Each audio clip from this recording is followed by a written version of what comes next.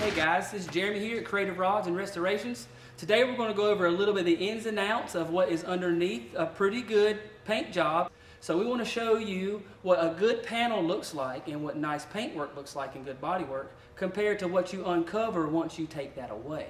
So we're going to run around this van just a little bit and get some excerpts on each corners and some damage and show you what actually happens to cars every day in real life, and then show you how it's covered up and what we do to recorrect that and make that right. Alright guys, here we are with our 71 VW bus, an iconic car. Everybody knows them and everyone loves them. What we have here is typical damage on an older vehicle. It's not as bad as it could be. The repair actually was the bad part. It was not repaired correctly. It has a lot of holes drilled in it to pull out this panel, but not correctly refixed or welded. There's some wrinkling here and some creases, and once again, it's not that bad. It just was not repaired correctly. So as we strip the van down, this is what is uncovered. What we have right here is a very, very big gash in the side of this door.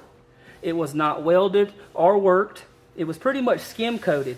This van was a good looking van before we had a hold of it.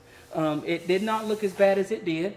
But the whole point of a restoration is to find these things and to repair the vehicle back to its factory specs. Alright guys, here the last thing we're going to show you is I'm going to show you the rear fender on the 66 C10 that we are wrapping up now.